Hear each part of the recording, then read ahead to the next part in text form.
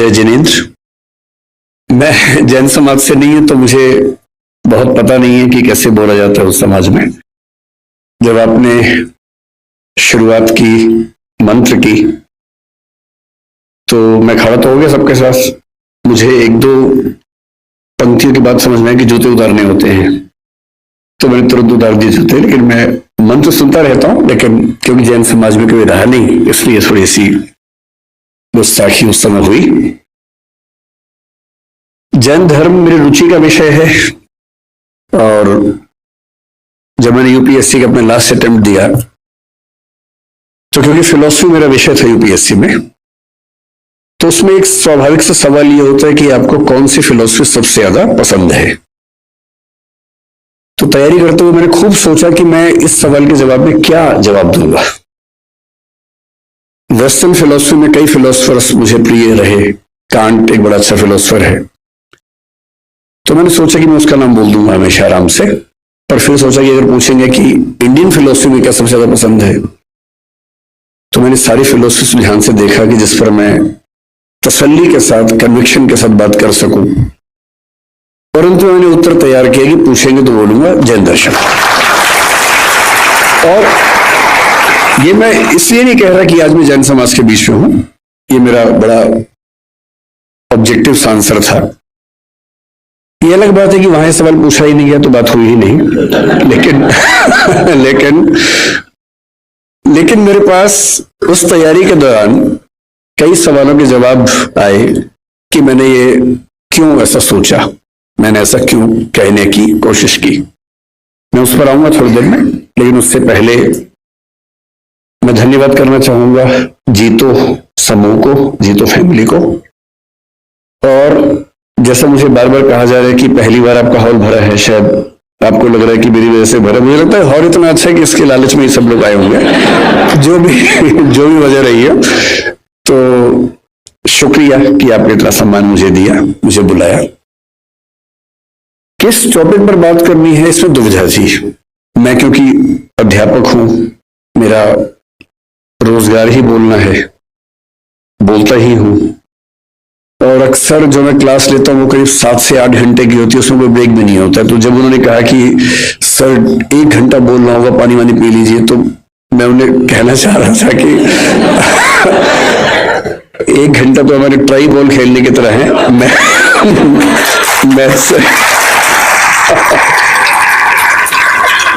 Maths तो शुरू उसके बाद होता है हमारा। तो मेरी चुनौती ये नहीं होती कि मैं 1 घंटा क्या बोलूं, चुनौती ये होती कि 1 घंटे में कैसे खत्म करूं।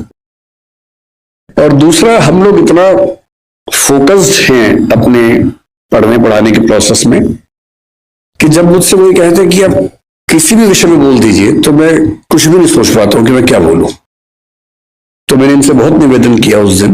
मैंने कहा आप मुझे कोई टॉपिक दे दीजिए, कुछ भी दे दीजिए, जो टॉपिक आपका मन करे, किसी विषय का दे दीजिए, पर दे दीजिए मुझे कोई टॉपिक। तो बोले सर आप क्या क्या बोल सकते हैं। मैंने कहा आप बताइए ना। मैंने कहा आप जैनिज्म पर बात करना चाहें तो मैं जैन फिलोसफी पर आपसे 2, 3, 4 घंटे बात कर सकता हूं, क्योंकि वो मेरा बड़ा प्रिय विषय है। स्यादवाद पर, अनेकांतवाद पर, मैं पंचव्रत पर, महाव्रत पर, अणुव्रत पर, जिस पर आप बात करना चाहें, इनमें से किसी भी विषय पर आप 2 घंटे बुलवा लीजिए, बोल दूंगा। पर्यूषण मेरा बहुत प्रिय विषय है, जिसको मैंने क्षमावाणी के बारे में मैंने 10 साल पहले कहीं लिखा था फेसबुक पे, तब मैं फेसबुक पे एक्टिव था तो नहीं हूं, कि अगर मुझे दुनिया के सारे धर्मों को मिला के एक धर्म बनाने का मौका मिल जाए कभी, तो मैं जैन धर्म की एक चीज जरूर उसमें शामिल करूंगा, वो है उसका क्षमावाणी पर्व। और वो इसलिए करूंगा कि बात आज की नहीं है, बात किसी भी दौर की है, आज की ज्यादा है। हम सब इतने व्यस्त हैं कि हम जिनसे जुड़े हैं, जो नजदीकी लोग हैं, दोस्त हैं, रिश्तेदार हैं, हमें पता भी नहीं चलता कब हमारे मुंह से कुछ ऐसा निकलता है कि उनको बुरा लग जाता है। यह भी हो सकता है कि हमारी नीयत एकदम ठीक रही हो, हमने सोच समझ के ना ही बोला हो, पर किसी खास कॉन्टेक्स्ट में किसी खास व्यक्ति ने मेरी किस बात को किस रूप में लिया, ये तो मुझे नहीं पता। कई बार ऐसा होता है कि मैंने अपनी ओर से कुछ गलत नहीं किया, पर सामने वाला मुझसे नाराज है, मुंह फुला के बैठा है, मुझे पता भी नहीं है। पता हो तो मैं उससे माफी मांग लूं, मुझे पता ही नहीं है। वो कहेगा भी नहीं, उसका भी गुरूर है, सम्मान है, आत्मसम्मान है, कैसे कहे, कैसे खुद याद दिलाई कि तुमने एक बार ऐसा कह दिया था तो मैं नाराज हूं।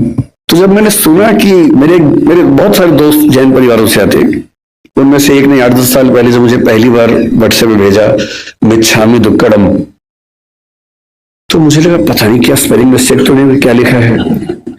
और उसके आगे लिखा उसने कि यदि पिछले 1 साल में मुझसे कोई भूल हुई हो, त्रुटि हुई हो, तो मैं उसके लिए माफी चाहता हूं। मुझे लगा क्या हो गया इसको, सब तो ठीक ही था। तो क्योंकि मेरा बड़ा अच्छा दोस्त है, मैंने कहा जाओ माफ किया। कोई बात नहीं। फिर मैंने उससे पूछा, मैंने कहा क्या मामला क्या है, तब उसने बताया। मैंने जैन फिलॉसफी पढ़ी हुई थी, पर ये सहयोग से फिलॉसफी के हिस्से में नहीं था, पाठ्यक्रम में, किताबों में नहीं था। तो जब मैंने सुना कि साल में एक ऐसा दिन है जब आपको बिना किसी वजह के माफी मांग लेनी है, कि शायद कोई गलती हुई हो, नहीं भी हुई तो हम एज्यूम कर लेते ही गलती हुई होगी, और मुझे माफ कर दो भाई। मुझे लगा कि किसी समाज के रिश्तों को इंटैक्ट रखने के लिए, बनाए रखने के लिए ये कितना सुंदर त्योहार है। उस चीज की माफी जो शायद मुझे याद भी नहीं। और अगर सब लोग इतने विनम्र हो जाएं, इतने हम्बल हो जाएं, तो झगड़ा किस बात का है फिर। और अगर यही स्थिति सारे धर्मों में हो जाए, सारे देशों में हो जाए, तो फिर क्यों झगड़ा है। अगर एक बार पाकिस्तान हमसे मिच्छामि दुक्कड़म कह दे तो दिक्कत ही खत्म हो जाएगी। फिर मैंने सोचा मिच्छामि दुक्कड़म कहां से आया। तो मैं, भाषा भी मेरा विषय रहता, तो मैं समझ गया कि प्राकृत और पाली वाला मामला होगा। जब रिसर्च की तो पता लगा प्राकृत का है। तो संस्कृत के एक शब्द या वाक्यांश से यह बना मिथ्या में दुष्कृतम। मिथ्या का मतलब दर्शन में अलग अलग होता है। शंकराचार्य ने मिथ्या को अलग सेंस में लिया, जैन दर्शन अलग सेंस में लेता है। यहां मिथ्या का मतलब है नॉन कॉन्सिक्वेंशियल, जो निरर्थक हो जाए, बीज रहित हो जाए। तो मिथ्या में दुष्कृतम, जो दुष्कृतम, दुष्कार्य, गलती मुझसे हो गई है वो मिथ्या हो जाए, मैं आपसे ये निवेदन करता हूं। और वही प्राकृत में आते आते मिच्छामि दुक्कड़म हुआ। तो आज जो मुझसे मिस्टेक हुई, मैंने जूते पहन के पहला मंत्र सुन लिया, तो उसके लिए मैं आप सबसे मिच्छामि दुक्कड़म कह देता हूं, और उसके बाद यहां से अपनी बात की शुरुआत करता हूं। मैं ज्यादा लंबा बोलने के लिए कुख्यात भी हूं, तो आप मुझे संकेत कर दीजिएगा जब आपको लगे कि काफी हो गया, तो मैं वहीं पर अपनी बात रोक दूंगा। तो विषय की जब बात हुई तो मयूर जी ने 2-3 सुझाव दिए।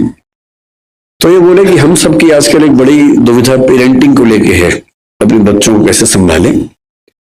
जब मुझसे कोई कहता ना कि पेरेंटिंग की दुविधा है, बच्चों को कैसे संभालें, मुझे बच्चे भी दिमाग में आते हैं कि पेरेंट्स को कैसे संभालें ये।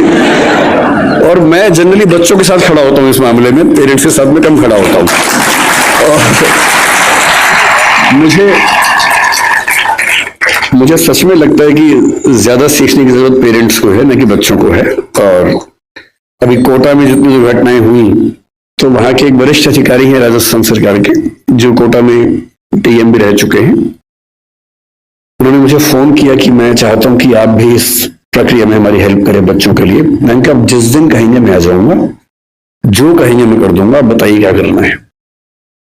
बोले कोटा में बहुत सारे बच्चे हैं, हम चाह रहे हैं कि उनसे आप बात करें। मैंने कहा एकदम आ जाऊंगा, लेकिन अगर आप मेरी सलाह माने तो उनके पेरेंट्स से बात करवाइए, क्योंकि ये दिक्कत बच्चों की नहीं है, ये दिक्कत पेरेंट्स की है। तो उसके बाद से वो प्रोग्राम बन नहीं पाया, क्योंकि पेरेंट्स को बुलाना भी आसान काम नहीं है। बच्चों को तो घेर घार के बिठा सकते हैं, पेरेंट्स को आप कैसे बुलाए। लेकिन फिर पेरेंट्स की बात होते होते बात हुई कि थोड़ा सा बिजनेस इथिक्स से बात करेंगे, थोड़ा सा सुयश जी की विशेष इच्छा थी कि एम्पैथी पर बात करें, जो आजकल समाज में कम हो रही है। तो अंत में ये हुआ कि सर आप बस आ जाइए, इन्हीं सबका मिला जुला के हलवा बना दीजिएगा, और बेसिकली हम आपको सुनना चाह रहे हैं, और कोई खास टॉपिक से मतलब है नहीं, बस आप आ जाइए और कुछ कुछ बातें अच्छी अच्छी कर लीजिए, बस इतना ही पर्पज है।